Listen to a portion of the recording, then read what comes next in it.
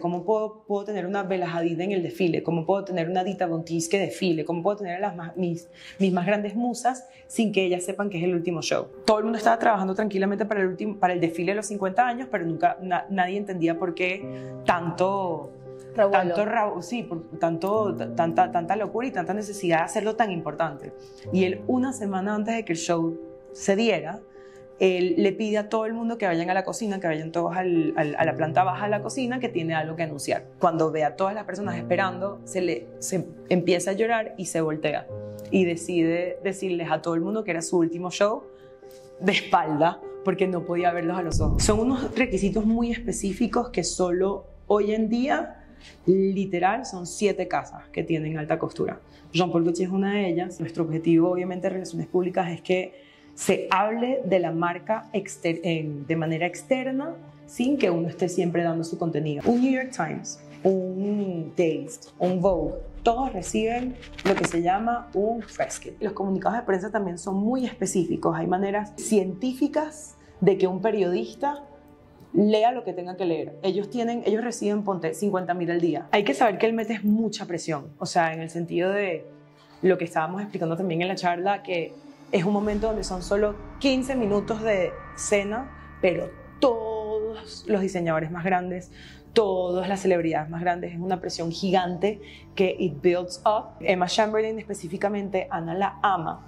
Ana tiene, y ella era el host de todas las personas, evento, claro. De todo el evento. Entonces, obviamente, nosotros teníamos ese chance de que no teníamos por qué invertir en el puesto en el Met Gala, pero a través de Emma podíamos también dar nuestra parte creativa, que en un momento en el video esa es una buena última anécdota. El momento en el video ella muestra el vestido y sale mi número. Amiga, me atacaron el teléfono diciendo Emma Chamberlain, I love you so much, y yo como que, ok, ¿cómo hago para parar esto? Y tuve que escribir como que, amiga, necesito que me cortes eso. Yo, en verdad, nunca en mi vida hubiese pensado también tener esta oportunidad de trabajar con la marca más impresionante y más interesante hoy en día, que eso lo siento objetivamente y me digo porque también accioné el botón, ¿sabes? I pressed the button action. Lo más importante es Plant That Seed, que eso después son otro tipo de personas exteriores que te lo van a hacer crecer. Aquí en Venezuela hay mucho por hacer también de support ese local. Entonces siempre tienes que tener qué nivel de awareness, qué nivel de madurez la persona y la audiencia ya tiene para saber cómo pasar a la etapa siguiente. Loewe, estamos hablando también otra vez de una marca inaccesible, Jacquemus también, marcas inaccesibles con un precio muy grande, pero ellos están targeting Gen Z. Por eso hacen tanto contenido de TikTok, tanto contenido auténtico, porque son las próximas generaciones que van a poder pagar. Cada marca tiene su momento de enfocarnos en dinero, que eso es obviamente la base, pero también enfocarnos en otras cosas que me van a dar dinero.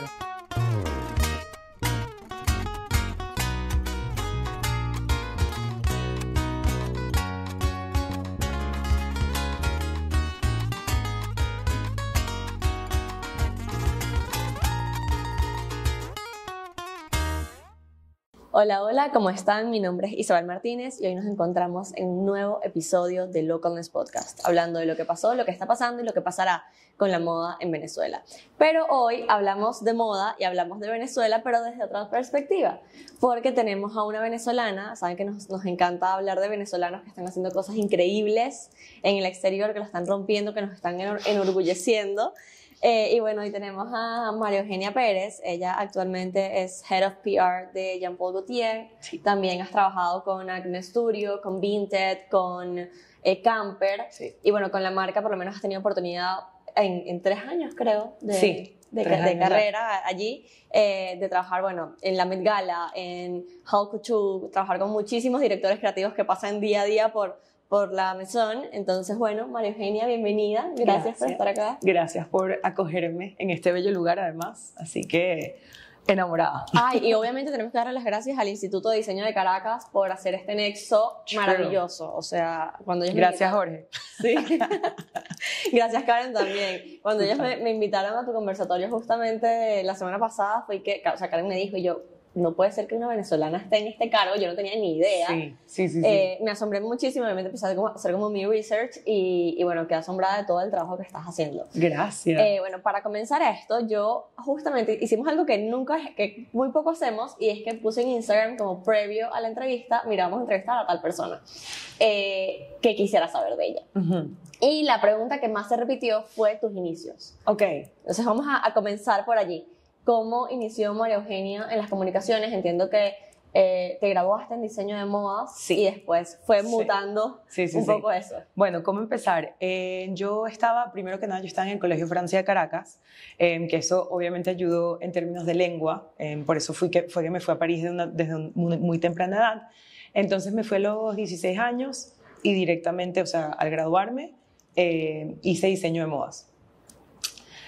Diseño de modas en francés, en París, no es fácil, es muchísimo trabajo, trabajas 48 horas al día, literal, o sea, no duermes.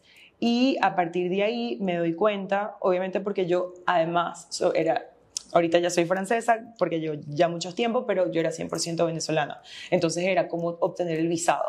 Y me di cuenta que en diseño de modas, es verdad que toda la parte de estilismo, toda la parte de estudio, era un poco difícil entrarle, no le veía tan fácil el punto de entrada para justamente tener la visa.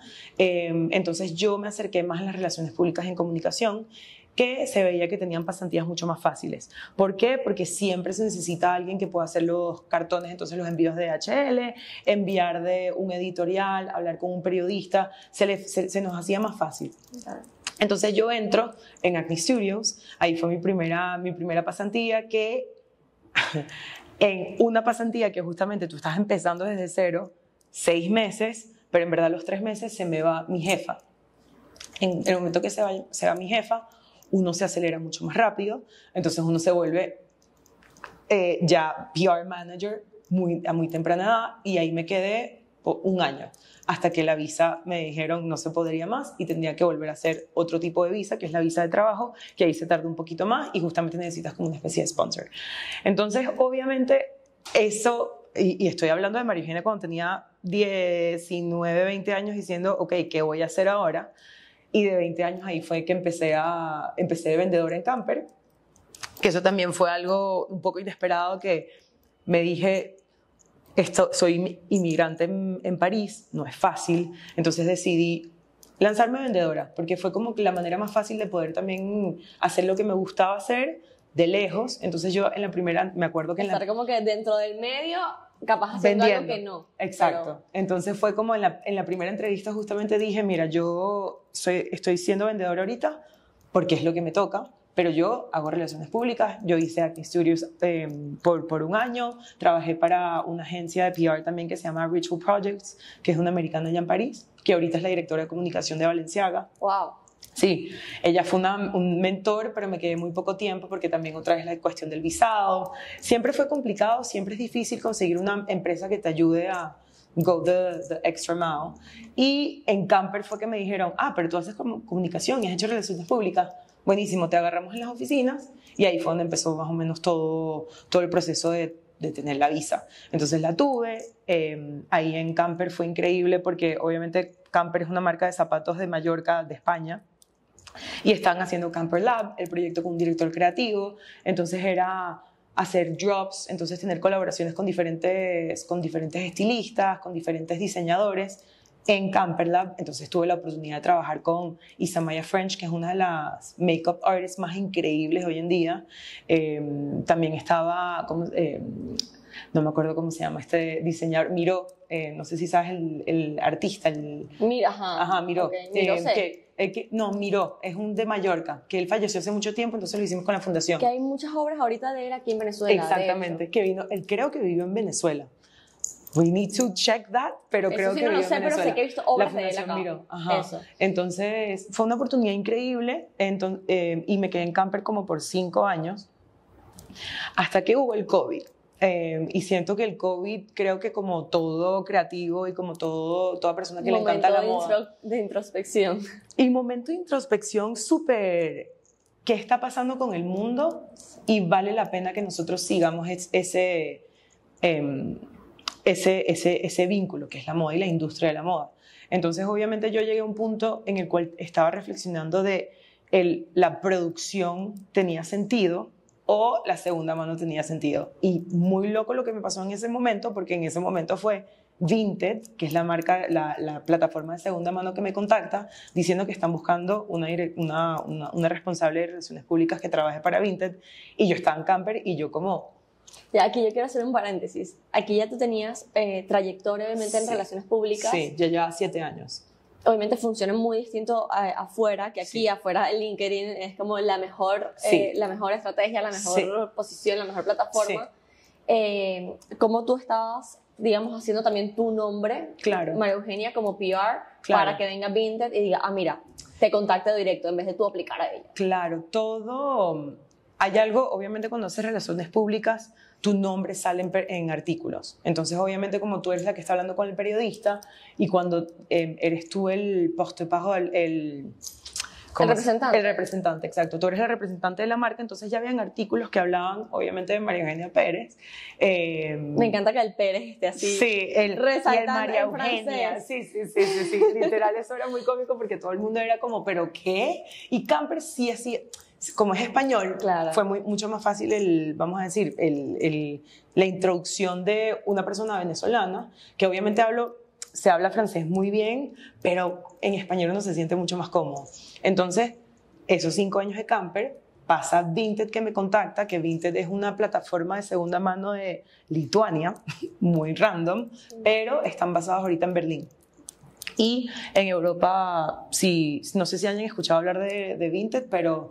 Bueno, lo hablamos el otro día, que yo juraba que era español y después tú me dijiste, no, esto es de Lituania y tú trabajaste fue en Francia. Exactamente. Y hablábamos de cómo Vinted se posicionaba en cada país haciendo que pareciera de ese país. Exactamente. Su objetivo es parecer local, que eso creo que también siento que funciona muy bien. Vinted lo está haciendo y creo que también aquí en Venezuela hay mucho por hacer también de support ese localness.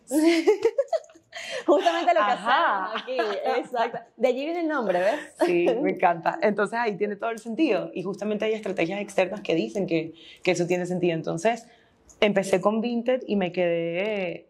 La verdad es que no me quedé mucho tiempo porque me llamó la empresa Jean-Paul Gaultier, que fue el director de comunicación, que obviamente él ya había visto mi transcurso en Acne y justamente en Virtual Projects, que es la agencia donde estaba Reminiscent, y ahorita y en Camper, porque en Vinted fue un momento donde no es moda, pero es segunda mano. Y entonces eso es lo interesante sigue siendo aún más moda que la moda en sí, porque moda es todo lo que abarca vestirse. Entonces la segunda mano, hoy en día la gente se está sensibilizando muchísimo y en ese momento cuando yo tengo la llamada con ese director de comunicación, yo le digo que estoy trabajando para Vinted y él dice que no te puedo creer, justamente en Jean-Paul Gaultier estamos emprendiendo el préstamo de ropa de archivos para X, Y o Z. ¿Cómo comunicas esa segunda mano? Eso es el privilegio. O sea, para nosotros la segunda mano, el objetivo era demostrar que la segunda mano era más valioso que la primera mano. ¿Por qué? Porque hay una historia detrás. Y Jean-Paul Gaultier justamente, bueno, en Vinted lo bonito era más de vender el hecho de que estamos a uno. A veces uno siente que una corporativa, una marca muy grande puede alejarse muchísimo simplemente del contacto humano, que hoy en día creo que Instagram y TikTok y todas las estrategias de contenido han evolucionado muchísimo, pero en ese momento un Jean-Paul Gaultier puede ser muy lejano a una Isabel o una María Eugenia, entonces era como... Que lo ves como muy inalcanzable. Exactamente. Entonces uno buscaba Gaultier en Vinted, y Vinted era como la manera más alcanzable de simplemente, obviamente, como estamos hablando de esto, se llama C2C, o sea, consumer to consumer. Exacto, claro. Consumer to consumer. Entonces, obviamente, tú le decías, me encanta tu camisa.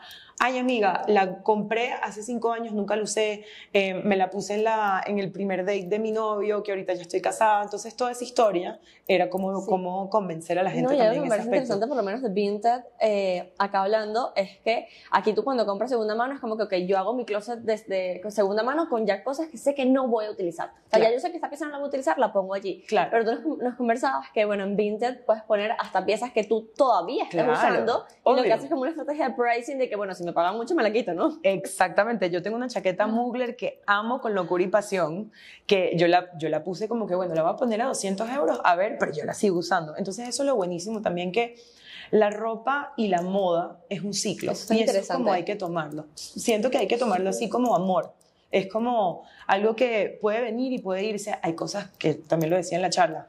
Hay piezas que yo he comprado que me costaron 1 euro, que son más valiosas que esa chaqueta, porque todo el valor lo das al ojo y lo que le Es das. como, no, es como el amor que le tienes a esa pieza, que viviste con esa pieza. O sea, hay Exactamente. veces que uno como que, yo sé que o sea, los vestidos de novia, o sea, bueno, el ejemplo típico. Y, ¿sabes? y Vinted, me encanta lo que estás mencionando, porque yo empecé en abril, y en abril teníamos que hacer toda la comunicación de cómo volver a vender tu vestido de novia en Vinted, y cómo volver, y por qué comprarlo en Vinted. Es un poco tabú, ¿sabes? Claro. El vestido de novia, volverlo a vender, da como mala suerte. No, capaz no sé si venderlo, pero comprar un vestido de novia de segunda mano es Claro. como, ¿qué Pero- historia trae? Exacto, y por qué lo está vendiendo la otra ¿Se persona. divorció? Exactamente. No, y eso es lo súper interesante, que ahorita, y lo ves con la data, porque obviamente tú después analizas toda la data, y después de ese artículo hubo un jump de 18% de más de ventas de Wow. vestidos de novia. Porque todo lo que tú también estás haciendo, lo que me parece súper interesante, todo es información y comunicación. Sí. Cuando tú le informas y dices que eso no debería ser tabú, y obviamente you plant a seed. Lo más importante es plant that seed, que eso después son otro tipo de personas exteriores que te lo van a hacer crecer. Pero en el momento que tú dices que la segunda mano puede ser una opción primera, es lo que la gente, es ahí, poco a poco la gente va evolucionando. No es del día a la mañana, o sea, no es de la noche a la mañana, pero sí es un proceso que, por ejemplo, en Francia ahorita está súper establecido. Yo personalmente consumo segunda mano, por eso yo entré en Vinted, ¿no? Pero Gaultier, eso es lo que más me interesó. Cuando Jean-Paul Gaultier me contactó, y uno conoce el personaje, o sea, no sé si saben un poco de quién es ese diseñador. Es un diseñador que empezó en 1976, que empezó con su novio, y él era el businessman y Jean-Paul Gaultier era como el director creativo. Okay. Eso también lo hablaremos un poquito, lo importante de tener. De tener ese partner que Sí. tú puedas hacer fluir con tu visión Sí. creativa, pero tengas alguien que te baje a tierra de lo que necesita tu empresa, porque es un negocio. Exactamente, siempre es un negocio. Entonces, obviamente, tú como diseñador y como director creativo quieres ir en las nubes, pero necesitas a alguien que te dé vamos a decir, esa estructura de que puedes ir a las nubes, pero tienes que saber cuándo volver a bajar. Entonces, obviamente, sé que pasa siempre una tela que es mucho más bella que la otra, pero es mucho más cara. Entonces, obviamente, necesitas a alguien que te lleve más o menos a la realidad. Y Jean-Paul Gaultier tenía su novio en ese momento, y empezaron a hacer Jean-Paul Gaultier, que era solo ropa, y era como una ropa de celebración. Hay que saber que en los años 70, 80 era un momento muy bonito de la moda. Era un momento Era donde... posguerra. Exacto, posguerra, que también estaba ya en esa época. Antes había solo la alta costura, entonces obviamente antes era vestir simplemente a la mujer que tiene, o sea, que se lo hacían a su medida. Poco a poco existe... No, y que tiene el pulmón también para pagar una alta costura. Exactamente. Entonces, ¿quién tiene ese privilegio de tener vamos a decir, Esa pieza. pieza? No lo tenían, entonces poco a poco crea el ready to wear. Y el ready to wear empieza a boom en los 50, después de la posguerra, de la alta costura al ready to wear. Y el ready to wear, él fue uno de los principiantes con Thierry Mugler, Jean-Paul Gaultier, varios diseñadores. Valenciaga incluso. Cristóbal Valenciaga, ese fue, no sé si vieron ese. Eso justamente iba a decir, bueno, si no la han visto, tienen que, juro, ver esa serie. Disney Plus, o sea. Juro, porque ahí te explica muy bien cómo se hace esa transición de, bueno, haute couture a ready to wear. Exactamente. Y cómo también diseñadores tenían ese... Exactamente. O sea, por lo ese menos cierre, Valenciaga fue una de las que tenía ese limitante, sí, esa dificultad también de poder, porque obviamente estamos hablando de una persona que hace un vestido a la medida de una mujer, a un prototipo que después tú haces S, M, L, XL, haces eso se llama, ¿cómo se llama en francés? Una normalización. Eso es lo que cuando tú haces de S a M, M, L, No es como simplemente hace 5 centímetros, no. Sí, sí, no, El cuerpo es una escala. Exacto, es una escala muy, muy específica.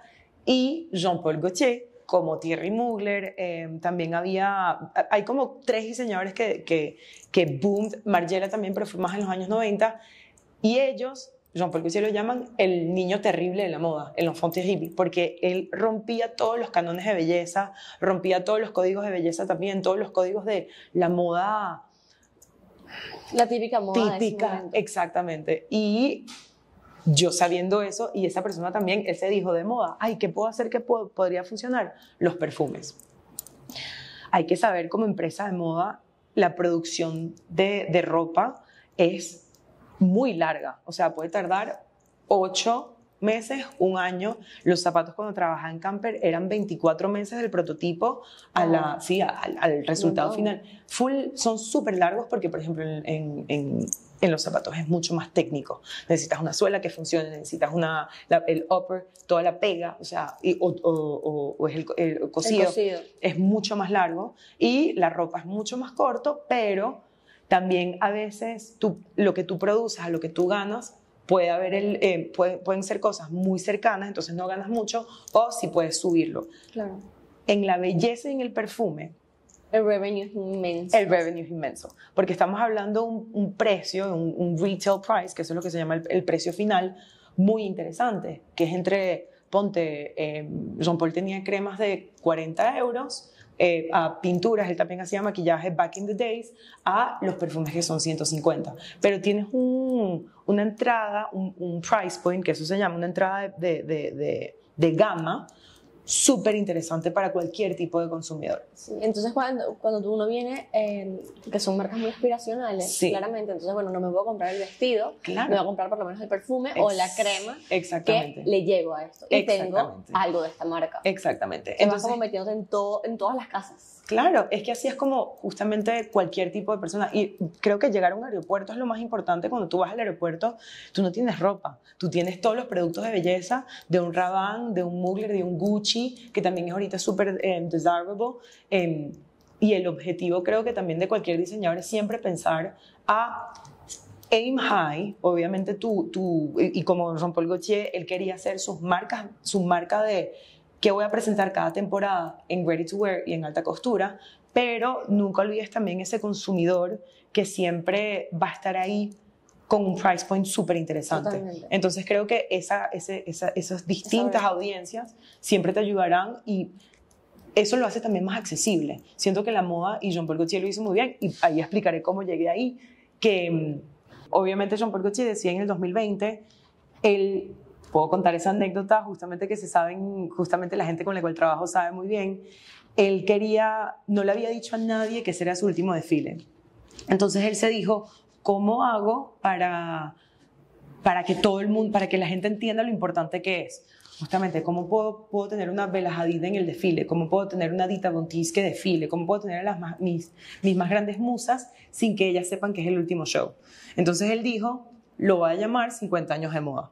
Y obviamente lo hizo en el lugar más impresionante. Él le encanta también el teatro, le encanta el arte, le encanta la danza, el ballet. Él siempre hizo muchos atuendos para películas. Me encanta que es una marca que está demasiado conectada con el arte. Sí. Muy, bueno, ayer que estaba... Cuento largo, corto, Sí. cuento corto, largo. Ay, ¿estás entendiendo? Cuento corto, largo. Eso. Antes de seguir, justamente que estábamos hablando de que ayer estaba en el ballet y había hablado con Robin que uno de sus dreams es como vestir el ballet. Claro. Estaba como, o sea, mientras veía el cascanueces, todo lo que me imaginaba era todo este diseño de vestuario, tipo diseñadores tan grandes, Sí. ¿sabes? Logran vestir Sí.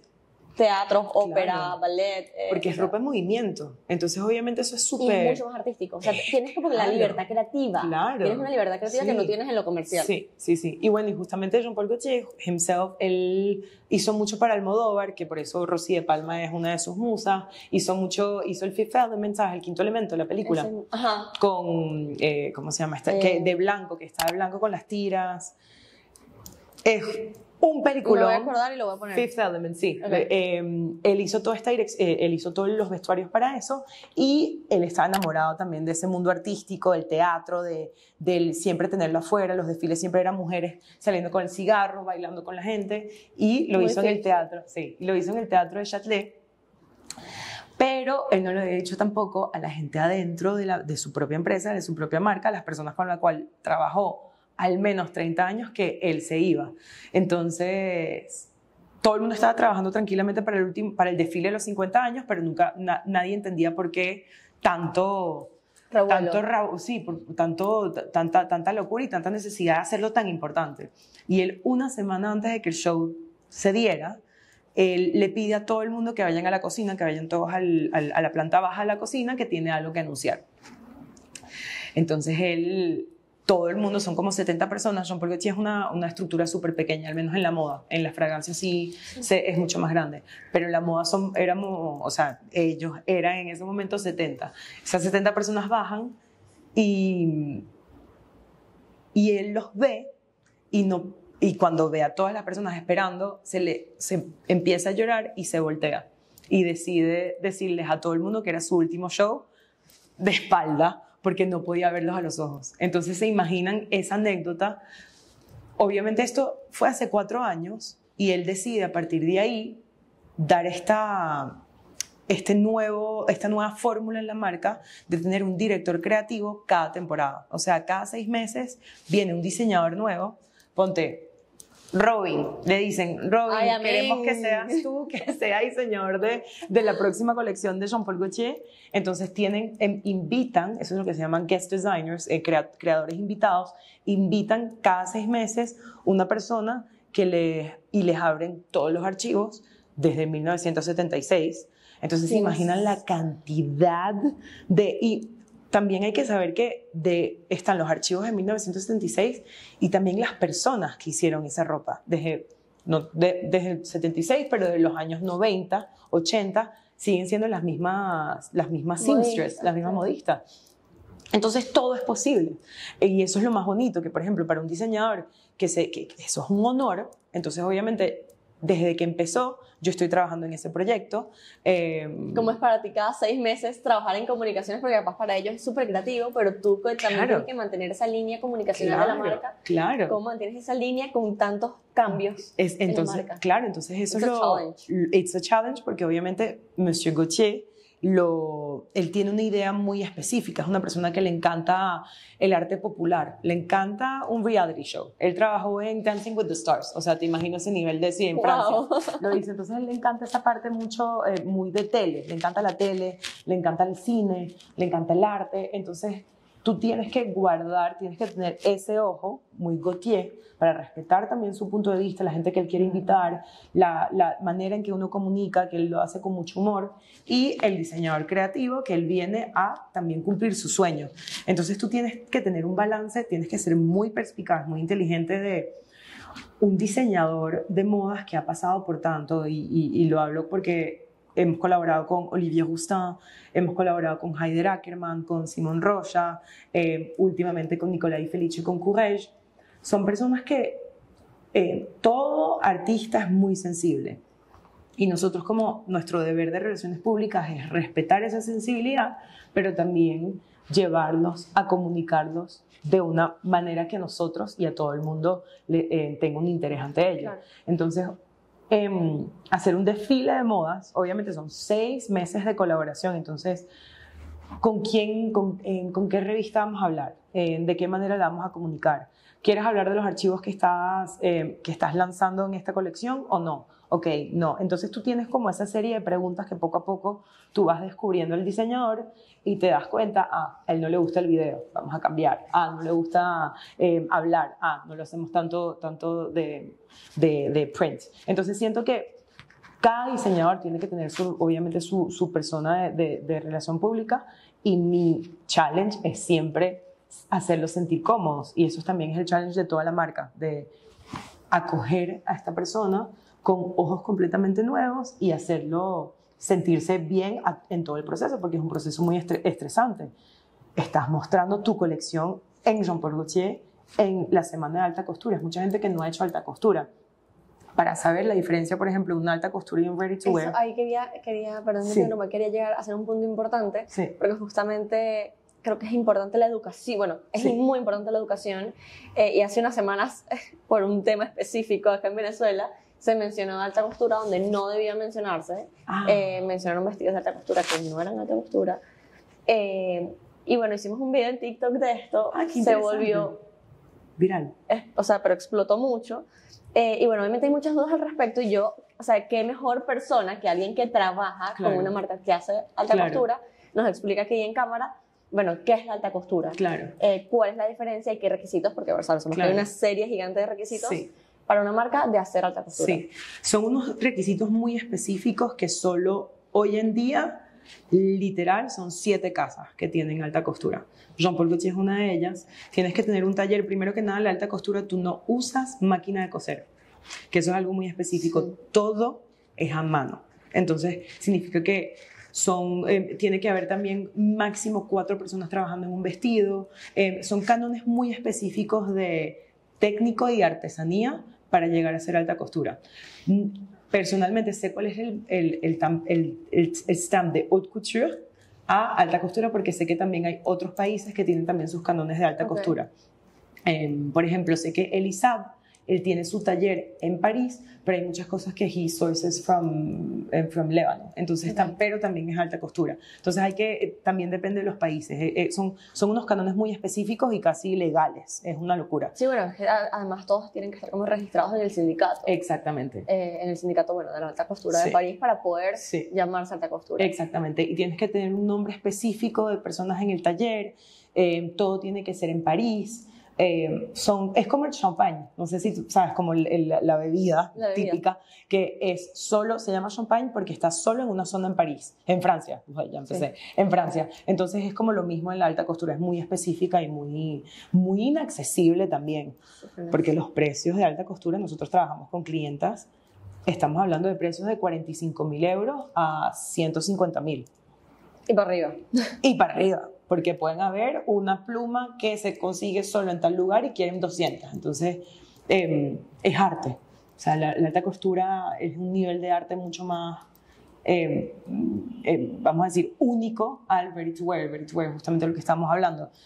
La masificación, la estandarización de piezas para que, bueno, a ti te salga más económico y también puedas llegarle a un público mucho más amplio. Antes de pasar al siguiente, quiero que hablando de alta costura en Venezuela, es lo que digo, que pasó hace poco, cuando hay diseñadores, comunicadores, periodistas que llaman alta costura algo que no es alta costura. En el caso de Venezuela, bueno, salieron en un programa muy conocido de acá y dijeron como que, el diseñador tal, un vestido de alta costura.